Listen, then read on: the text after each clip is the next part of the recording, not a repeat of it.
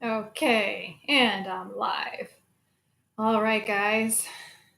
It's been a crazy 2 weeks getting ready for the live event, doing the live event last week, and then kind of putting all the pieces back together again. So I'm going to wait for a minute or two and wait for everybody to jump on board. And starting to see a couple people jump on board. As you come on board, folks, let me know if things are working. I had some tricky stuff with the audio, so if y'all can hear me, can you give me a thumbs up? Also, let me know. I love to know who it is I'm talking to, so give me a shout out. Hey, Harsh. Hello, Brian. Good to see you guys. Good to see you guys. Those of you watching the replay, I'd love to hear from you as well. If you can tell me who you are, where you're from, what's in your mug, or just put hashtag replay into the comment section. Hey, Joe.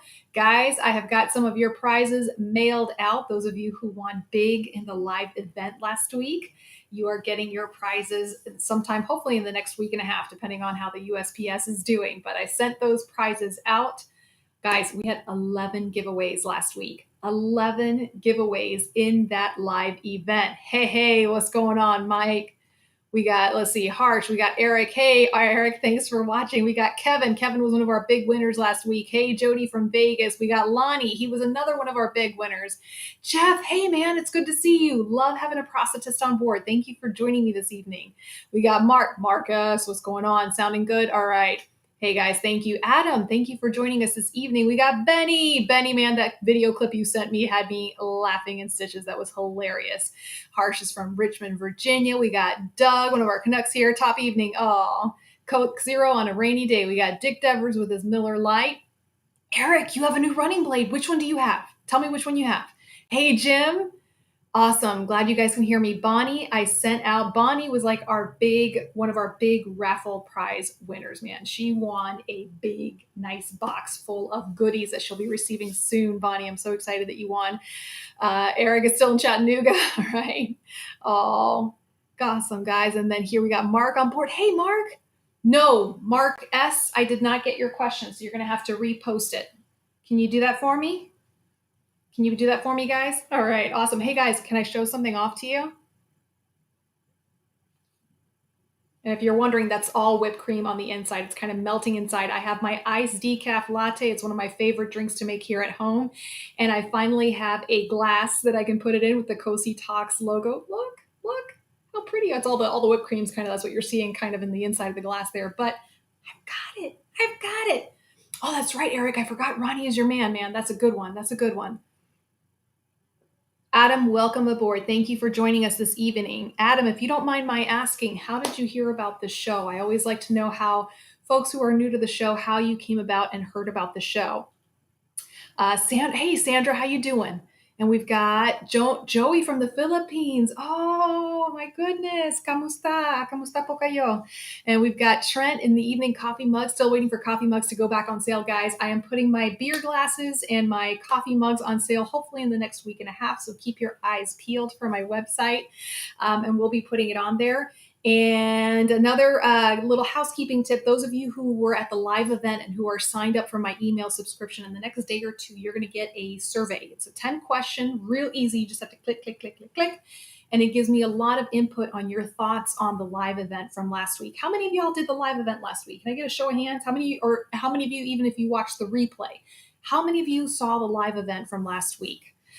So guys, this was the second time I did this live event. It was 3 days of educational topics. I had some wonderful guest co-hosts who flew in to broadcast out of my garage. And as you can see, I don't have my Cosi Talks logo because it's still in my garage. We did special guest interviews. We did live exercise demonstrations. All of the videos are on my YouTube channel, so you can watch them if you haven't had the chance.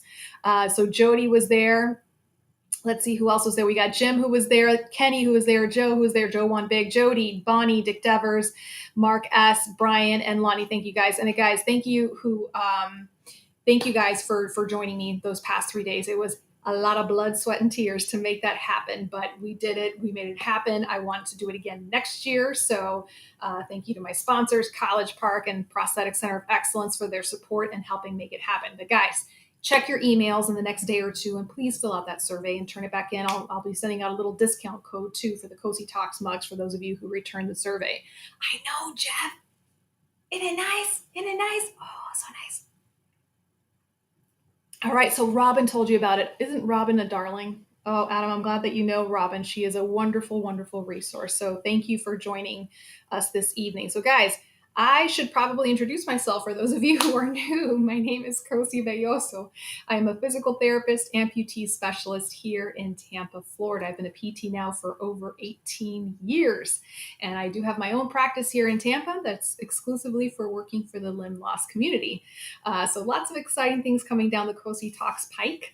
And now that I finished with one big project with a live event, I'm going to be fully focused on this next project that I've been teasing y'all about. I've been working on it. It's going to be close to 2 years now, 2 years to making this project happen. And I'm hoping for the launch to be very, very, very soon. But in the meantime, guys, oh, looking for the beer glass? Kenny, I know. Keep checking my website, man. We're going to get it. Mark, can you send it to me again? I don't have it. I've been coming back from the live event, so things are still a little topsy-turvy in my office. Mark, can you please wait? Mark, can you please just copy and paste your question into the comment section? That would really help me out. Thank you. All right, guys, let's go ahead and start a little bit on some of the questions that came in for this week. The first one came in from John. And guys, for those of you who are newcomers, Adam, if you have any questions, please feel free to put it in the comment section. Love to interact with the folks who are watching. All right, so John asked, I was told radiation killed nerves between my legs and brain. Have you heard of this? So yes and no. Okay, so our central nervous system, quick anatomy lesson, right? Central nervous system consists of our brain and our spinal cord, right? Spinal cord goes down the vertebral column. What comes out of your spinal cord are all the tiny little nerves that control your arms, your legs, your trunk, your movement. That's called your peripheral, because it's on the periphery, right? So central nervous system is brain, spinal cord. Peripheral nervous system are the nerves that go out to your arms and legs and trunk, okay? So when you have something like radiation, right? And then I have many sarcoma survivors, some sort of flavor of sarcoma survivors here on the show, and that's how they lost their limb. Oftentimes you might have to undergo radiation. Okay, and radiation, it kills the cancer cells, the fast mutating cells, but it can also damage the tissue surrounding it, okay? Depending on the size of the tumor, depending on the nature of how deep it might be, it's going to basically burn the things around it. That's what radiation does. It's like a bad, bad, bad burn, okay? So in the crossfire, you might get some peripheral nerves, meaning the nerves that extend out to your arms or your legs. So the connection between the nerve and the brain, yes, it's damaged, but it's not a damage that occurs in the central nervous system. It's damage that occurs in the peripheral nervous system. It's a localized damage. And unfortunately, sometimes this damage can be permanent. With any nerve damage, the kind of rule of thumb is up to 2 years after injury, you can see regeneration of the nerve. How much regeneration occurs dependent upon the severity of the injury and also the individual. Everybody heals a little bit differently, okay? So, with regards to radiation, yeah, it can cause nerve damage. Now, in terms of, let me see if I can find it, Mark. In terms of how it affects you, got it, Mark. You're killing me, man. All right. So in terms of radiation, how it affects the individual is if it causes nerve damage and it causes damage to then the muscle, if there's a paralysis to the muscle, then that can affect a person's ability to use a prosthesis. Okay. So if you are an individual who experienced radiation and radiation burn and nerve damage, sometimes they might do what's called an EMG study to basically test to see if the nerve is still conducting, if it's still sending signals. Okay. So, hey, Jean, I'm glad you could join us. Oh, wonderful. I got you, Mark. I got you. I'm going to do your question right now before my phone runs out of battery. All right. Ooh, you're right. This was a good question, Mark. Oh, sorry, I almost forgot it.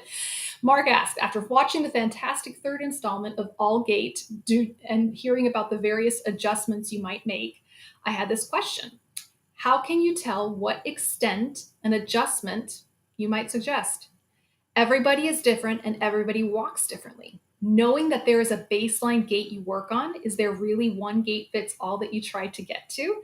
I hope this makes sense. Okay, so thank you for this plug, Mark, because actually I am going to, please hold.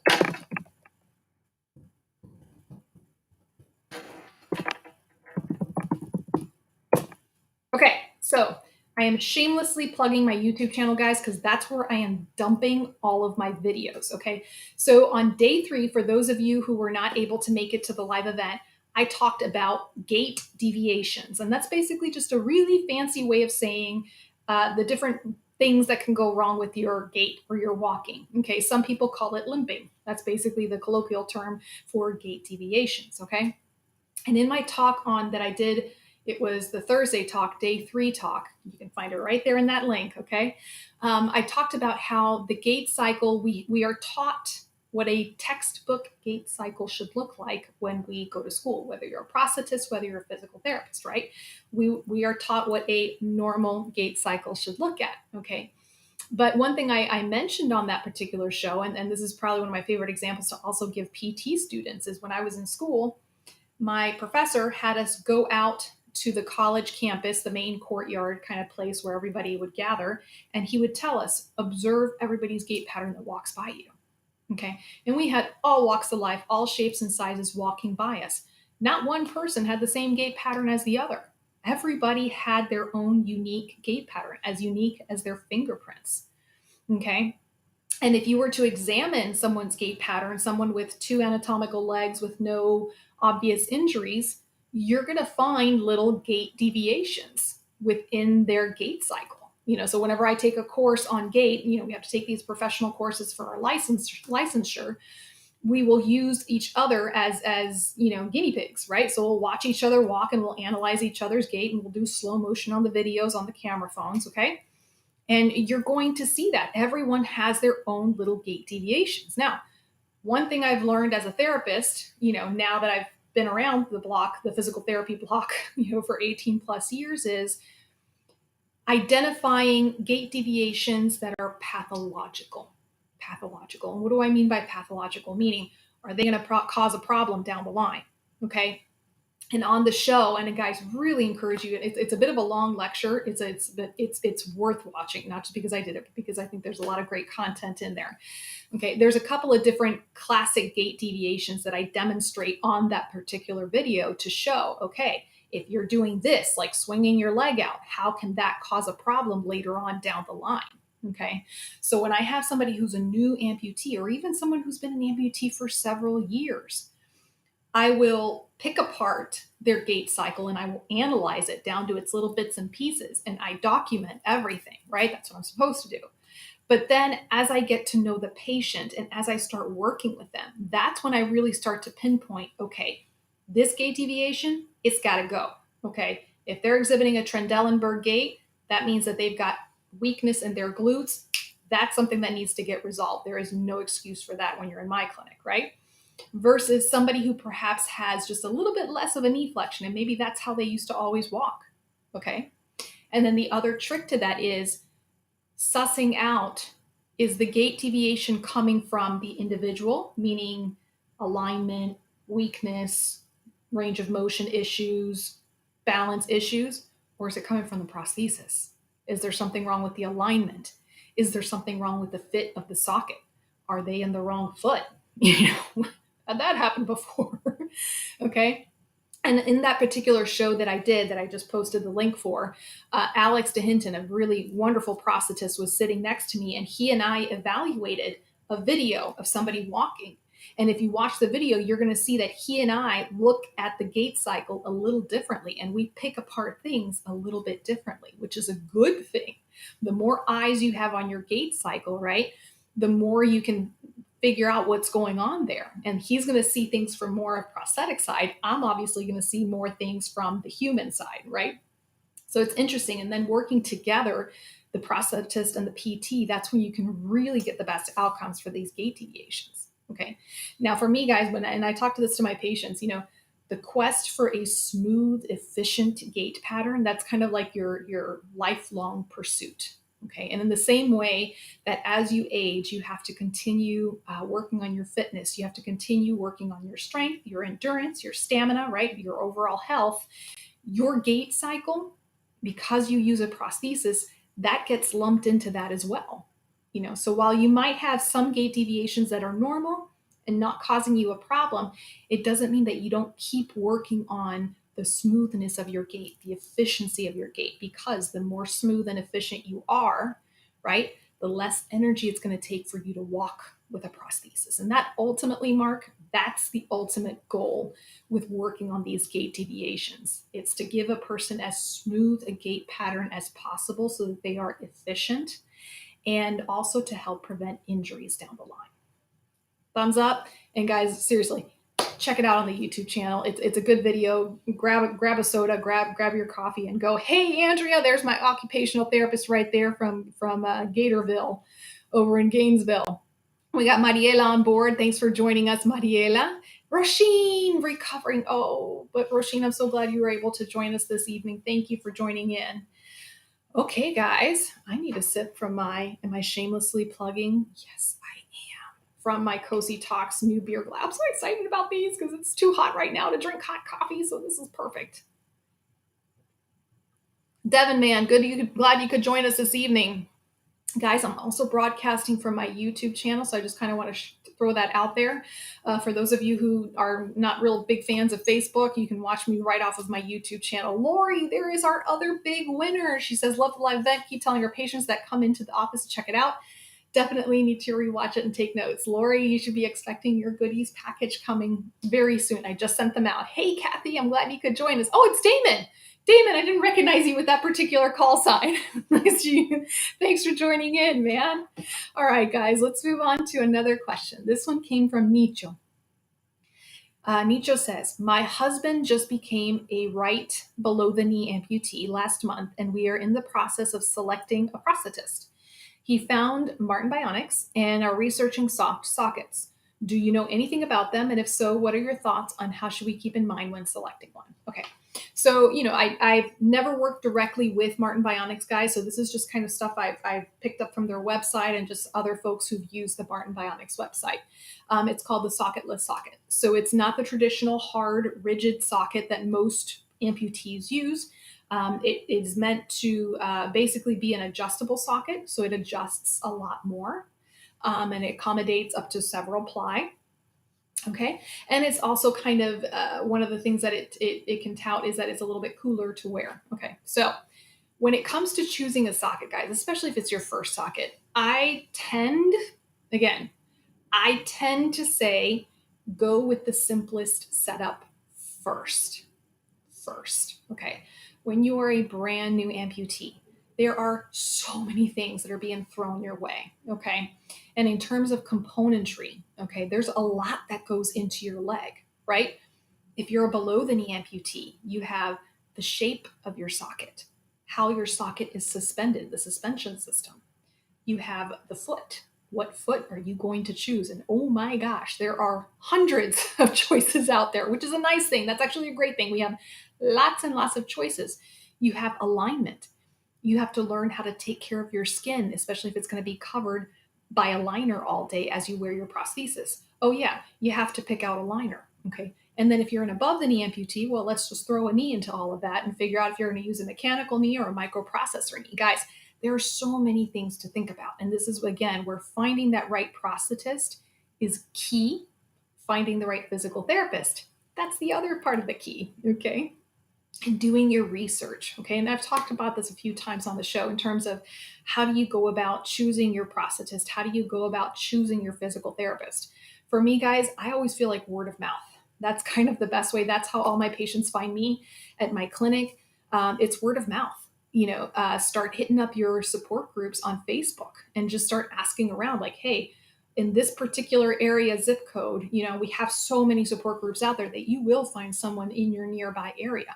Okay. And then Don't be afraid to interview your prosthetist or your PT.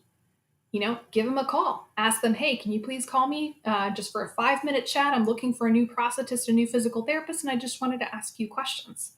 I get those calls all the time, guys, and I return them within 1 to 2 business days. Okay, so that's another good sign right there. If your clinician that you call is able to call you back within a day or two, that's a good sign. Okay, and just ask them, how experienced are you? What are your experiences? Can I talk to some of your patients? Can I come in and see your clinic? Guys, you're not married to the prosthetist that your doctor sends you to. Dirty little secret. Shh. Okay? A lot of times people are under the assumption that because their surgeon writes off on their prescription pad, here, go see this prosthetist, that's it. That's the only choice you have. It's not true. It's not true. You have options. Same thing with your physical therapist, guys. Okay? Do your research. Find out from the community who are the ones that are getting good results. Who are the patients that are happy with their clinicians? This is the one time I tell you that Dr. Google can be actually a really great resource because you can read the reviews and you can see, okay, did they get any negative reviews? If they did, why did they get a negative review? Okay, and you can kind of figure out from there where to go. Now, when it comes to choosing sockets, guys, let me get back to that part of it. I like to choose a socket at the simplest setup. Okay, mainly because when you start adding bells and whistles to a socket, and this includes, more sophisticated suspension systems like an elevated vacuum or other things, then you're kind of complicating the setup. And if there are problems down the line, and there's always going to be a few obstacles as you're learning to use the prosthesis and as you're getting fit for it, it makes it that much harder to see where it's coming from. Okay. And again, guys, this is just my opinion, just an opinion. Okay. When it comes to adjustable sockets, I've had some patients who are very happy with their adjustable sockets. My general recommendation, see how I'm throwing out all these disclaimers, is to wait a year to a year and a half. Why? Because during that time, your residual limb is going to keep shrinking. Okay. And you're going to go through more than one socket. Okay. So it might be good to be fit with a traditional socket. Give it a try. Okay. And if you find that after a year and a half that your limb has kind of stayed plateaued and you're not comfortable in the traditional socket, then go ahead and start exploring other options. Now, are there some people who go straight into an adjustable socket straight away? Yeah. And do they have success? Yes. All I'm saying is, in my profession, for me, I like to see just the simple setup first and then go from there. And again, guys, communication with the prosthetist. Everybody's needs are a little bit different.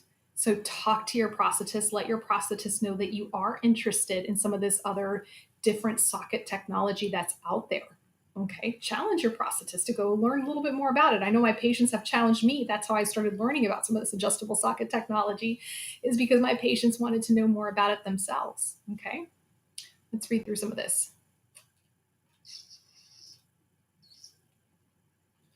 Jean, thank you for watching all 3 days of the conference. Rita, I'm glad you could join us.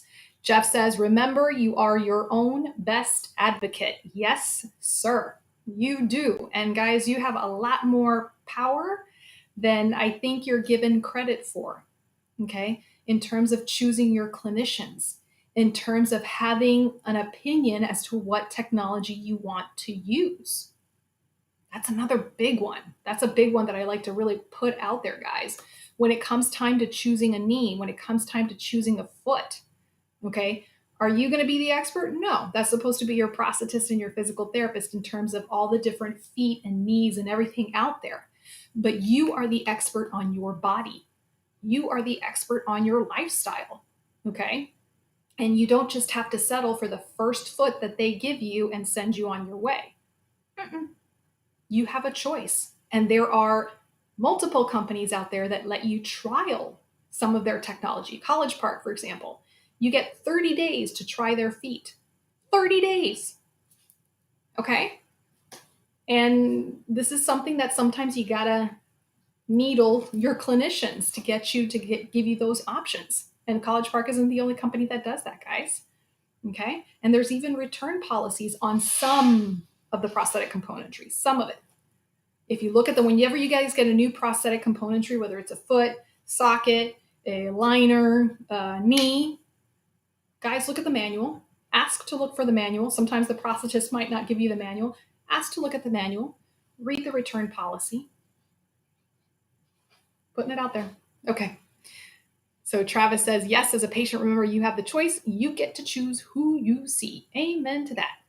Brian says, I have had the same prosthetist for 3 years from day one. Very supportive, even last minute. And that's a wonderful find there, Brian. That's a wonderful find.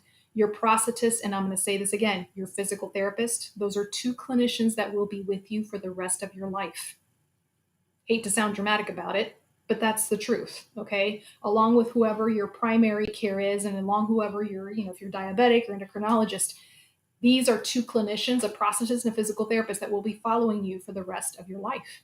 Your prosthetist is obviously there to make sure that your prosthesis stays up to date, makes changes as you go along, and your physical therapist is there to kind of help as your body ages and help keep things together. Yeah? How many of you guys have a physical therapist? A go-to PT? I want to see that in the comments section. All right, Jody says, I've lost, holy smokes, Jody, 148.9 pounds in the last year and just got a new custom liner, which is already too big. So I got recast for a new one. Cast got stuck. It took off some skin. Ooh, do you know if Prisma is good for skin loss? Don't know what Prisma is, Jody. I'd have to look that up. If it took some skin off, keep it clean. Don't put on your liner until that skin is completely healed. And definitely keep an eye on it, Jody. If there's a history of cellulitis or any other kind of skin infection, Jody, then it's something you might want to get checked out by the doctor just to make sure nothing starts to form. Thank you, David. All right, so Lori says, I have a limb innovation socket before my ischial radial socket. I am using it because it is adjustable enough that I can wear it after my TMR surgery. I noticed that how much I circumvent with this old socket. I get my first test socket on Friday. And again, I'm a little more familiar with the limb innovation socket. I worked with the company briefly, consulting with them on the show.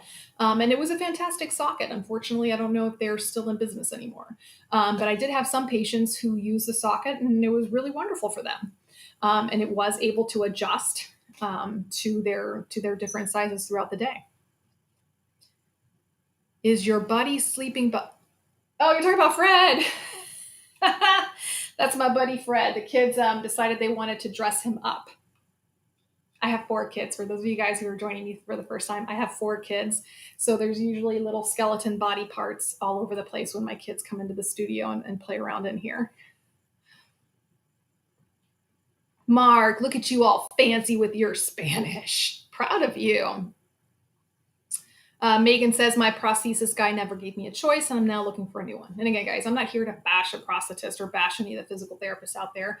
But sometimes, clinicians, myself included, can get stuck in a rut. And all we want to do is recommend our one foot that we like, our one knee that we like, and we just kind of keep our blinders on. And for me, one of the things I've appreciated most about doing this show is how you guys challenge me. Whenever you ask me about a new piece of technology, whenever you ask me some of these questions where it makes me go, hey, I've never heard of that. I need to go learn more about that. Let me go contact some of the companies out there that are producing this particular product and learn more about it. Read up on the research. Okay, so that does take a little bit of work and effort. And, sometimes you'll run into the occasional clinician who's not really keeping up. But again, you have the right to ask that. You have the right to ask these questions, guys. All right. So let's see.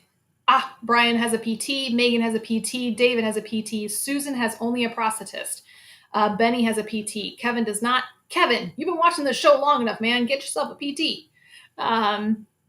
Joe says, got new carbon fiber sockets today. Getting PT for them. Excellent. Bonnie does not have a PT. Kenny has it once a week. Kathy does not have a physical therapist.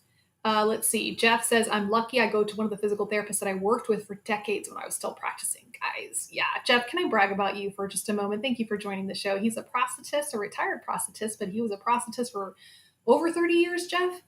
And he is an amputee himself. So wealth of knowledge right there.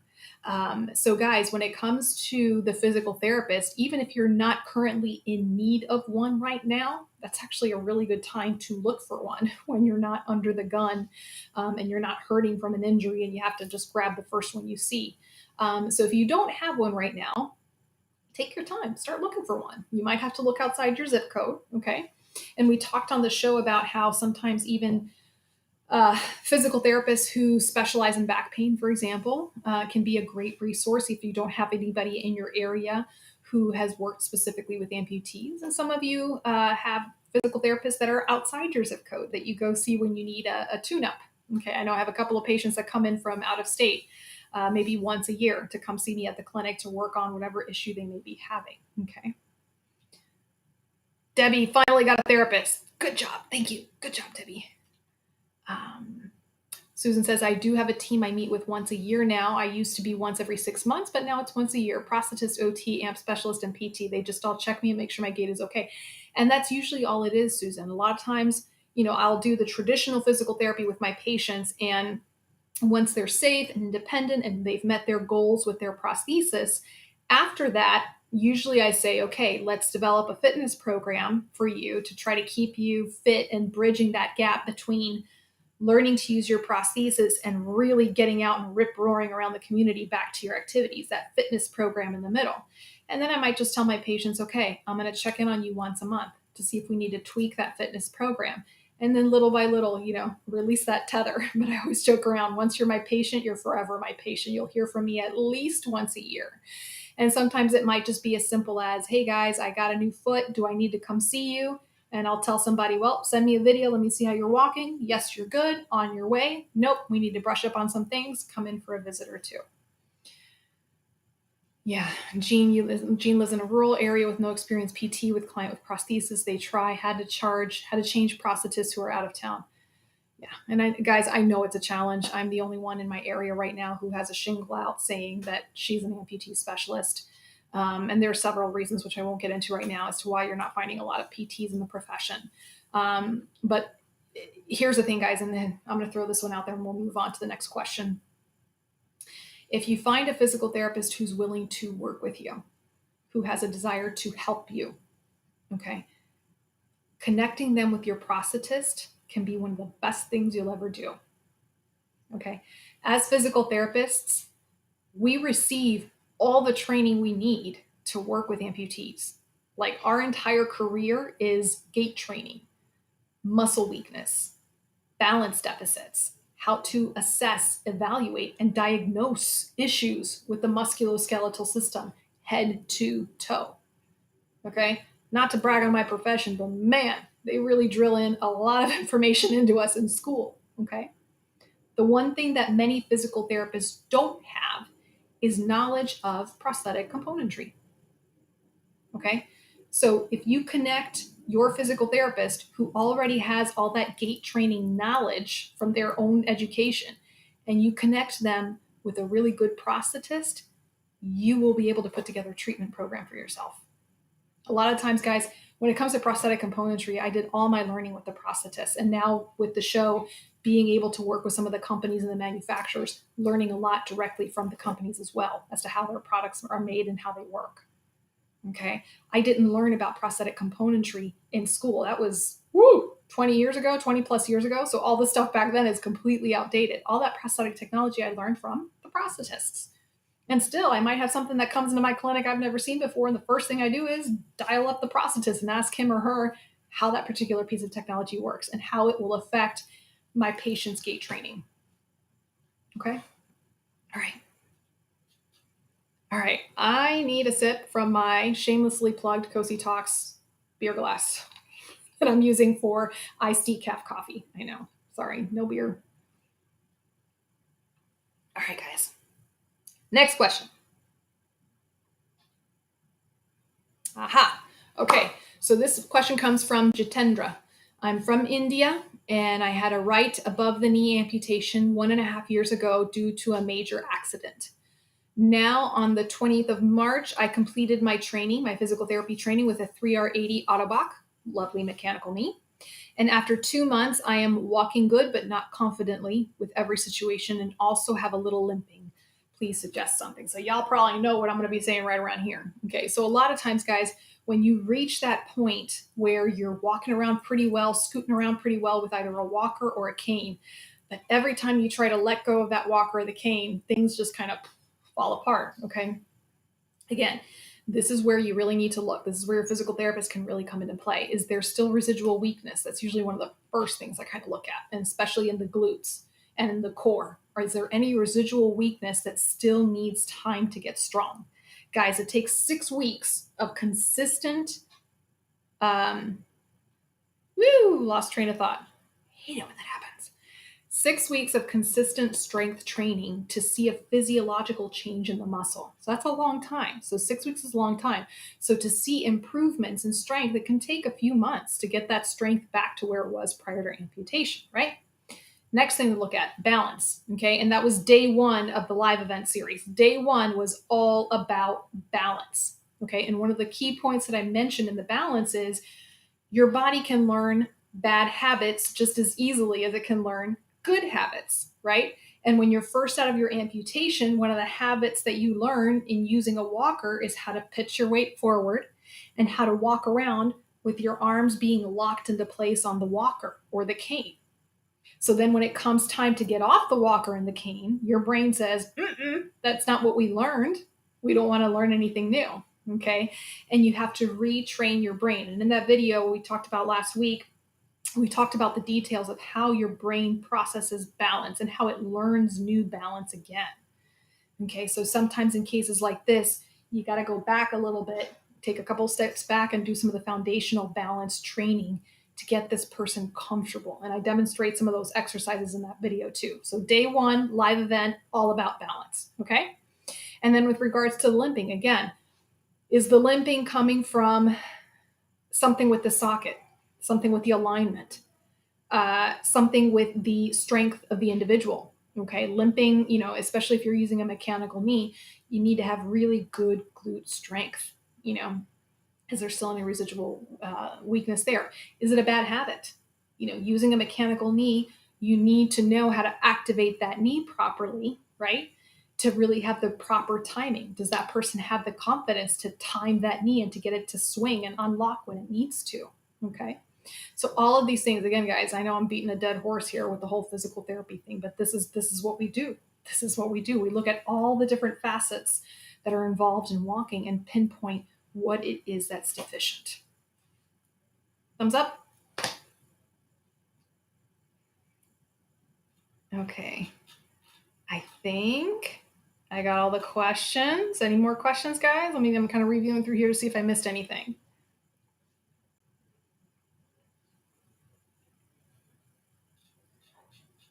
All right, guys. Oops.